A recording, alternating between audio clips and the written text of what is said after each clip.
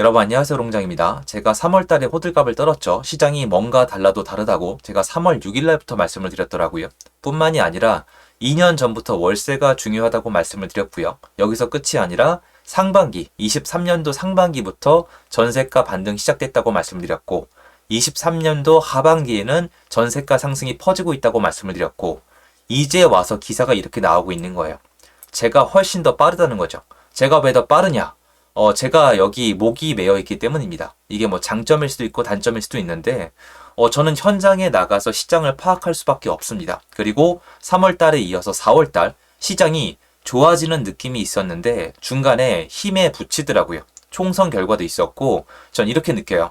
원래는 3월 달에서 4월 달, 5월 달로 가면서 분위기가 좋아지는 이 기세였는데 총선 결과 때문에 꺾였다. 그래서 3월과 4월이 비슷하다 이런 느낌이거든요. 그리고 시장에 변화들이 감지되고 있습니다. 시장에 수요들이 조금씩 나오고 있는데 이거는 시장이 올라갈 거다 회복할 거다 설레발을 칠 정도는 절대 아니에요. 왜 그러냐면 시장 상태가 너무 안 좋고 집주인들이 아직 너무 어렵거든요. 하지만 기존에 비해서 시장에 기대해 볼 수 있는 부분들이 나오고 있고요.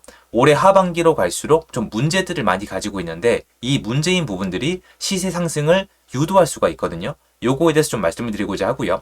요 변한 부분에 대해서 24년도 전망 강의를 오프라인으로 하기로 결정을 했거든요.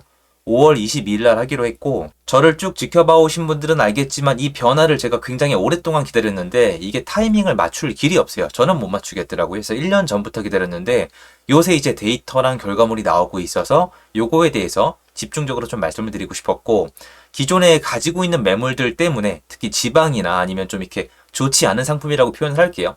이런 분들이 좀 많이 어려워하는 상황에서 이분들 입장에서는 시장을 어떻게 보고 기다리는 게 좋을지에 대해 좀 많이 말씀을 드리고자 하고 온라인이 아니라 오프라인 용어로만 좀 제가 말하기 좀 어려운 부분들이 좀 있거든요. 막 비밀, 비결 이런 거 아니에요. 오해하지 말아주시고요. 그런 자리 아니고 편하게 말할 수 있는 자리니까 5월 22일 날 할 거고 아래 링크를 통해서 내용이 확인 가능하세요. 이거 오프라인이거든요. 그래서 관심 있는 분들은 저 직접 한번 만나보고 싶으신 분들은 아래 링크를 통해서 확인이 가능하세요. 기사 몇 개를 같이 볼게요. 전셋값 너무 비싸. 차라리 집 사야 하나. 요렇게 안 하고 있죠. 이게 없는 건 아니에요. 제가 이제 어느 한쪽으로 시장을 정의하기에는 지금 너무나 복합적이거든요. 사람마다 상황이 달라요. 그리고 생각이 너무 달라요.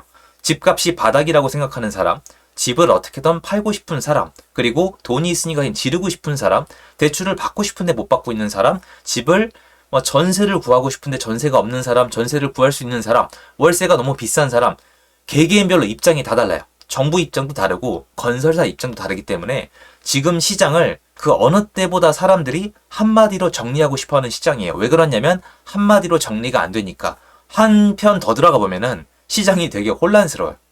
여러분께 여쭤보면은 각자 시장에 대한 의견이 다를 수밖에 없어요. 좋은 데도 있고 나쁜 데도 있으니까요. 근데 이런 상황에서 사람들이 지금 전세값이 너무 비싸니까 집을 사버린다는 단지는 그렇게 많지 않아요. 왜 그러냐면은 전세가 비싸지는 것도 맞는데 옛날에 비해서 아직은 그렇게 비싼 편은 아니고요. 전세 물건이 하나도 없는 단지는 그렇게 많지는 않아요. 그래서 전세를 마음먹고 구하시면은 못 구할 정도는 아니에요. 하지만 예전에 비해서 지난 2년의 기간에 비해서 상대적으로 전세가가 올라서 집을 사시는 분들이 없다라고 표현할 수는 없겠죠. 그런 정도고요. 강북 84 아파트 전세가 이렇게 많이 뛰었다. 이렇게 지금 한 1년, 2년 동안에 전세가가 많이 뛴 단지가 계속 나오고 있고 문제는 늘어나고 있습니다. 그리고 이렇게 올라가면 전세가가 이런 걸 받게 되죠. 임대차 3법, 갱신권 이 법이 올해 8월에 이제 4년차를 맞이하게 되는데 얘가 또 어떤 역할을 하게 될지는 역사적으로 처음 있는 상황이기 때문에 봐야 되는데 상식적으로 봤을 때는 전세가 상승에 탄력성을 어마어마하게 더해줄 확률이 있죠. 아직 시작하지도 않았다는 게 제 의견이죠. 왜 그러냐면 역전세가 남아있어요. 이게 전세를 놓는 분들을 만나보거나 어쩌면 제 경험을 말씀드리면은 전세를 놓는 사람들이 지금 전세가가 올라간다고 다 체감이 안 돼요. 왜 그러냐면 전세가 안 나가요. 이게 제일 중요하거든요. 예전에 비해서 전세가 아직도 정말 안 나가요. 예전에 전세요. 전세를 내놓고 일주일 지나게 연락이 없으면은 중개사에 전화해가지고 뭐라고 했어요. 어떻게 된 거냐고. 물건 제대로 홍보한 거 맞냐고. 진짜 이랬어요. 심한 거는 하루 이틀이면 다 나갔습니다. 근데 지금은 전세 내놓고 일주일 기다리는 건 기본이고 일주일 만에 나가면은 뭐 파티하는 분위기예요. 왜냐면 막 전세 빼서 좋다는 게 아니라 걱정거리를 덜어냈으니까. 이게 살아남고자 하는 분들이 전세를 놓고 있기 때문에 전세 시장이 지금 좋다? 전세 가격 변동이 올라갔으니까 임대인이 갑이다? 이런 거는 전혀 찾아볼 수 없어요. 임대인 분들은 여전히 어렵고요.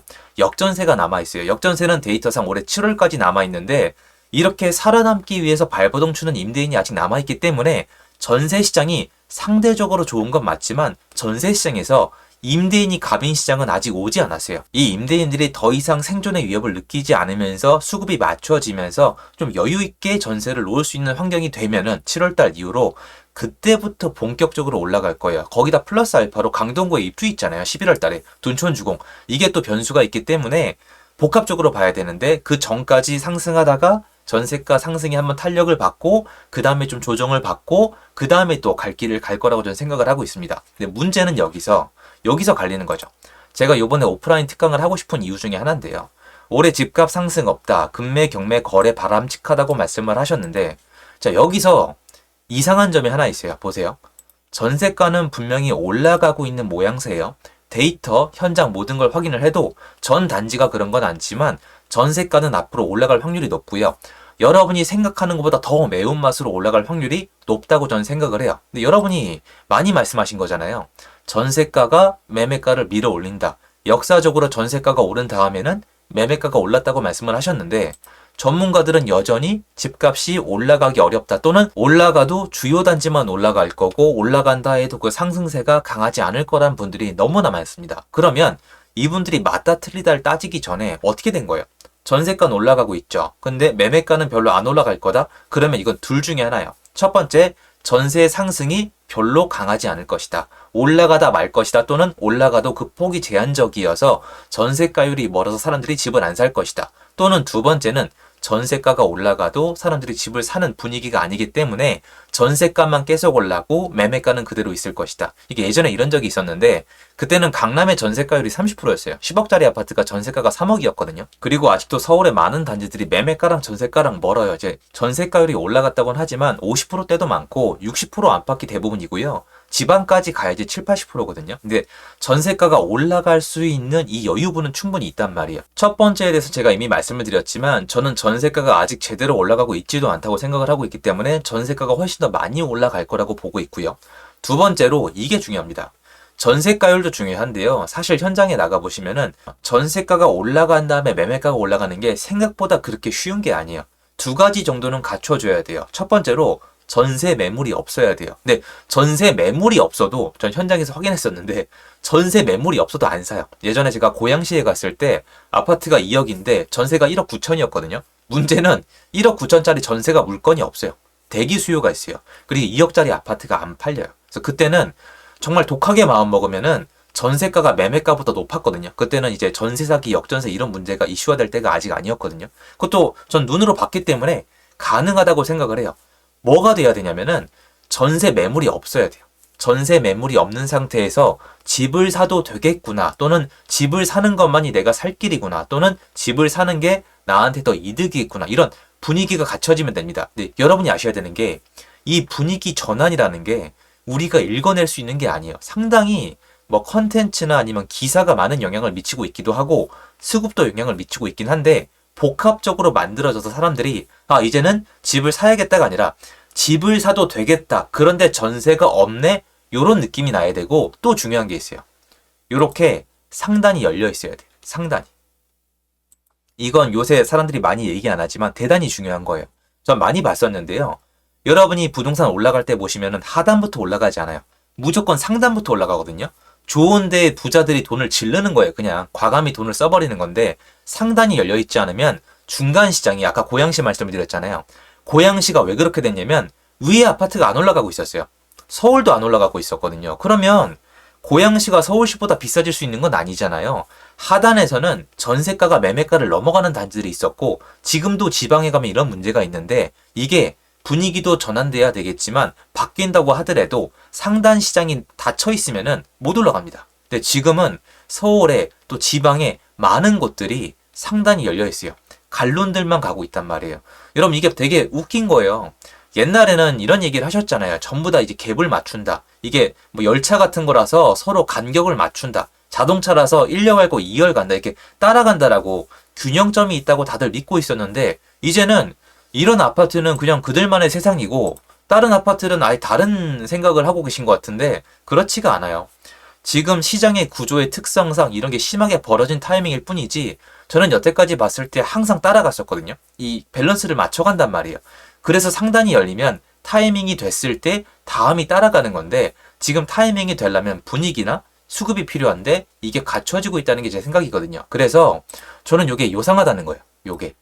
여러분도 여러분의 관점을 슬슬 만들어 가셔야 돼요. 지금 되게 중요합니다. 근데 제가 기다리던 이 현상들이 일어나고 있는 게 몇 가지가 있었고 그게 시장에서 포착이 되고 있는 이상 저는 시장에 대해서 조금 더 점점 더 긍정적으로 볼 수밖에 없거든요. 제 기준에서. 그러면은 매도할 매물을 줄이고 그리고 매수 계획을 당장 잡기는 어렵겠지만 어떻게 할지 전략을 또 새로 만들어 놔야 되겠죠. 이제 여러분도 지금 요쯤 타이밍 되면은 하반기로 가면 전세가 상승이 많이 예상이 되기 때문에 내가 앞으로 포트폴리오를 어떻게 점검을 할지 그리고 투자를 어떻게 이어나갈지에 대해서 다시 한번 점검을 해야 될 아주 중요한 타이밍이라고 생각을 합니다. 게다가 지금 신문기사를 보시면은 전세가 상승에 대해서 공급 부족에 대해서 그 어느 때보다 심하게 폭격을 가하고 있거든요. 이거 사람들의 인식 변화 충분히 가능하거든요. 이런 거 이제 시장에 영향을 미칩니다. 그래서 앞으로의 시장은 3, 4월을 보셨다면은 3, 4월은 시장의 희망을 보여준 거예요.